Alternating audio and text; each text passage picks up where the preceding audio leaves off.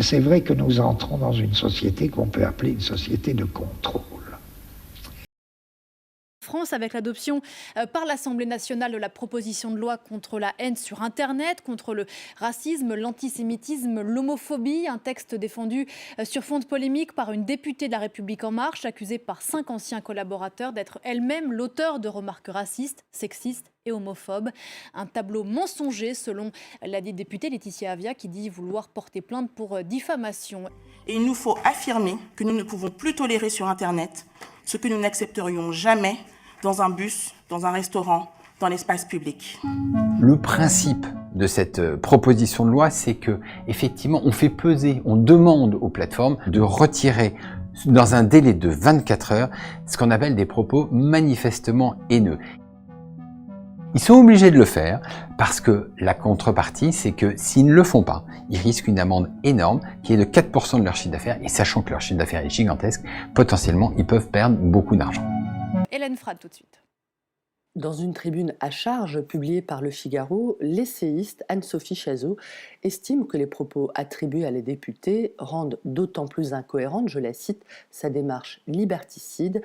Une critique partagée par une partie de l'opposition qui voit dans le texte une nouvelle atteinte à la liberté d'expression. Il n'aura pas fallu attendre longtemps pour qu'après le début du déconfinement, les Français soient de nouveau confrontés à l'étrange et impérieuse passion liberticide de la majorité, fustige l'auteur, en ironisant. On comprend bien, alors que le pays est dans l'œil d'un cyclone sans précédent, qu'il soit absolument urgent de promouvoir une loi visant à confiner l'expression libre des opinions, je cite. Donc on verra. Ouais. Mais sur le fond de la loi, cette loi est très inquiétante. D'abord parce que quand vous lisez les textes préparatoires, l'exposé des motifs, etc., il y a un fantasme qui n'est pas de réguler l'expression, mais qui est vraiment on va faire disparaître la haine, si vous voulez. Donc moi je me méfie toujours des prétentions démiurgiques. Et par ailleurs parce que comment ? Oui, vous avez raison, Arlette.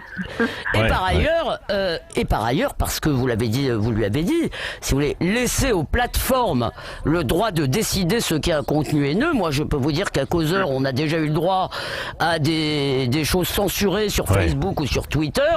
C'est complètement dingue. Souvenez-vous des toiles de Gustave Courbet, le nu de Gustave Courbet qui est quand même censuré, alors que c'est une œuvre majeure, mais enfin, c'est ça un peu absolument. Gênant. Et nous, on avait mis, je crois, vous savez, c'était Homo sapiens, quoi. Enfin, c'était un bout de fesse de l'homme de Néandertal, en gros. Ah ben, ils nous ont censuré la une, donc. Moi, je suis très inquiète.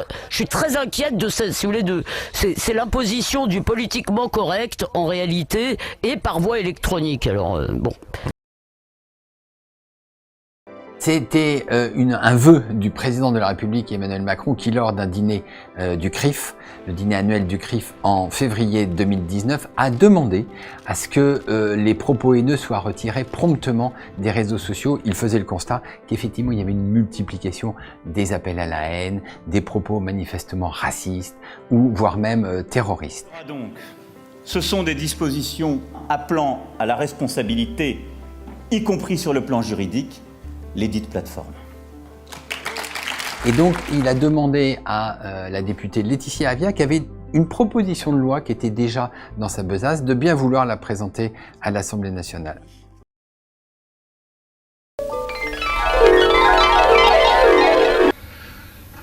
En un premier sens, on pourrait dire que la communication, c'est la transmission et la propagation d'une information. Or, une information, c'est quoi? C'est pas très compliqué, tout le monde le sait. Une information, c'est un ensemble de mots d'ordre. Quand on vous informe, on vous dit ce que vous êtes censé devoir croire. En d'autres termes, informer, c'est faire circuler un mot d'ordre.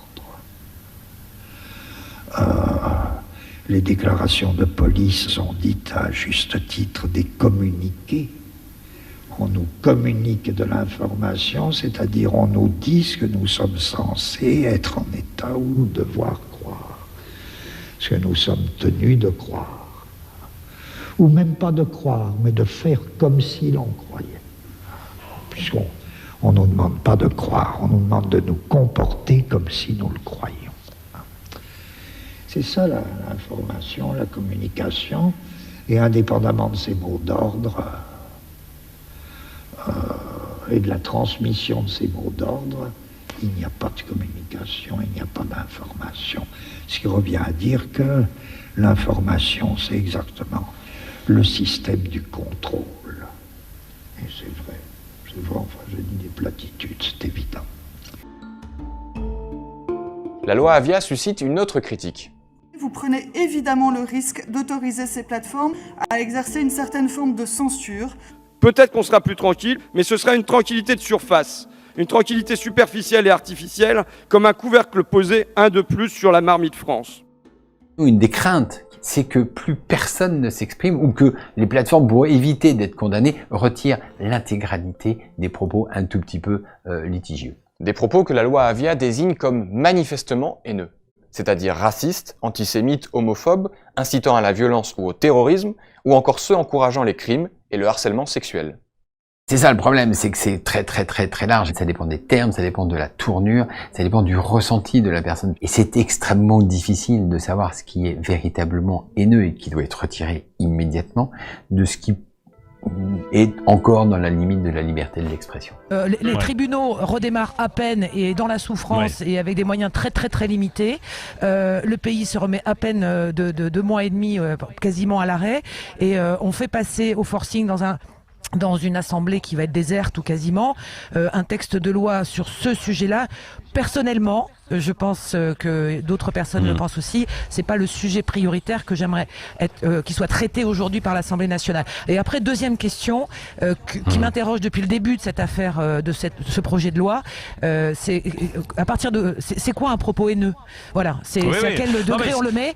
À quel degré on le met sur le thème de la conscience, hein, la haine de ma haine à moi n'est peut-être pas forcément la tienne à toi. Donc moi ça m'inquiète un peu et je suis dubitative sur l'utilisation, en tous les cas les effets derrière de cette loi. Après Laetitia Avia, c'est un peu l'arroseur arrosé peut-être, mais bon, la justice fera son boulot, je l'espère, et avec les moyens qu'on voudra bien lui donner surtout.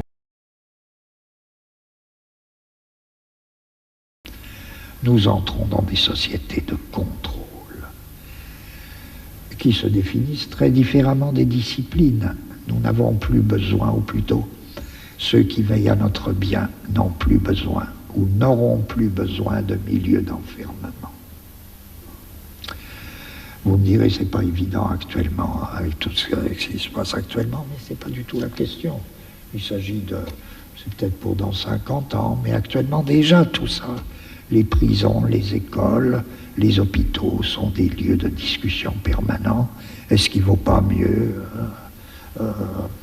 répandre les soins à domicile? Oui, c'est sans doute l'avenir. Les ateliers, les usines, ça craque par tous les bouts.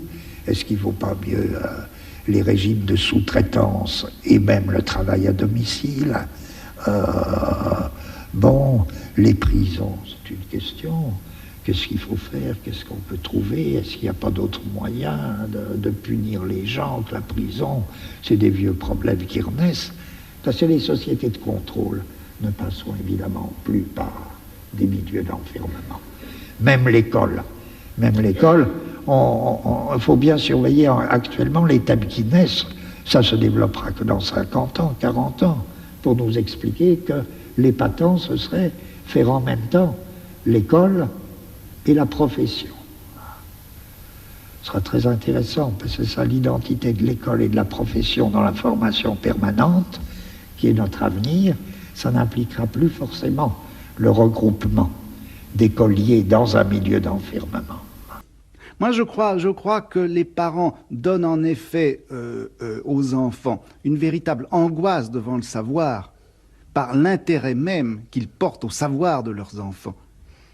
Car dans ce savoir des enfants, ils y mettent leur propre gloire à eux, bien sûr, ils y mettent leur sacrifice, ils y mettent leur propre projet d'avenir, ils y mettent leur revanche également. Enfin, je crois que la pression que les parents exercent sur les enfants pour qu'ils sachent, cette pression est très chargée d'angoisse. Et les enfants éprouvent, en général, cette angoisse.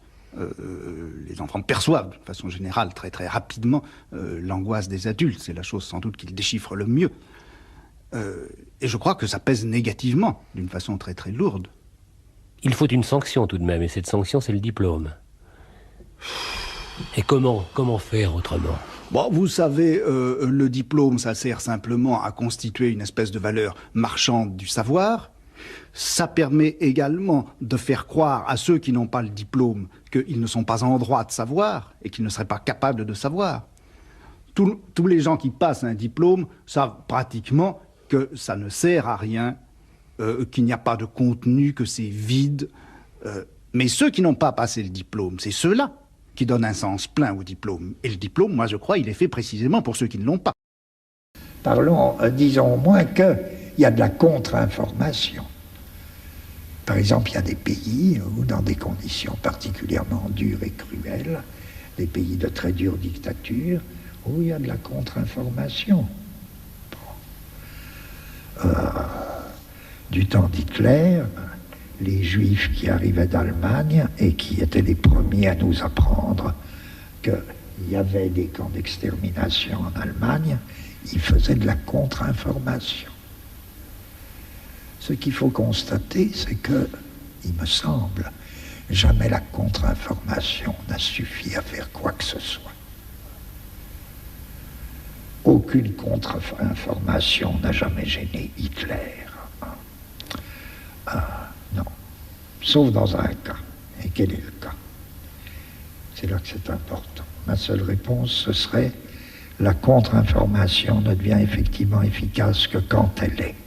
Et elle l'est par nature, donc c'est pas grave. Que quand elle est ou devient acte de résistance.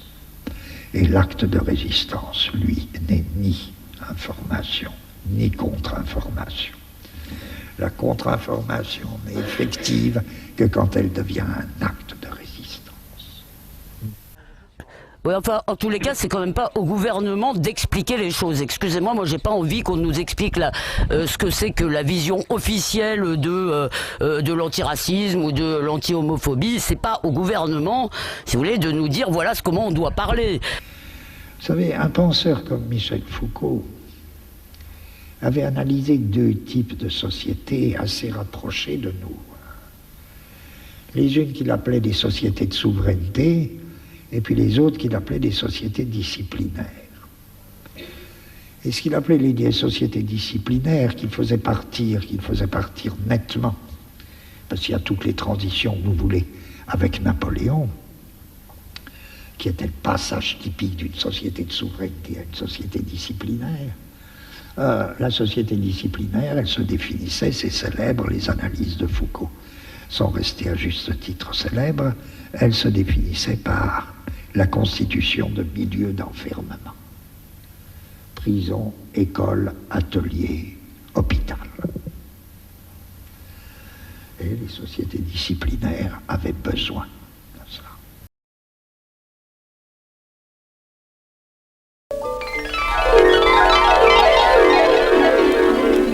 Bonne nuit les enfants. N'oubliez pas de faire votre toilette, de bien vous laver les dents.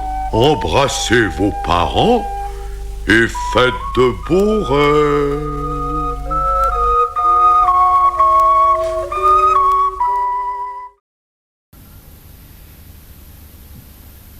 Seul l'acte de résistance résiste à la mort, soit sous la forme d'une œuvre d'art, soit sous la forme d'une lutte des hommes.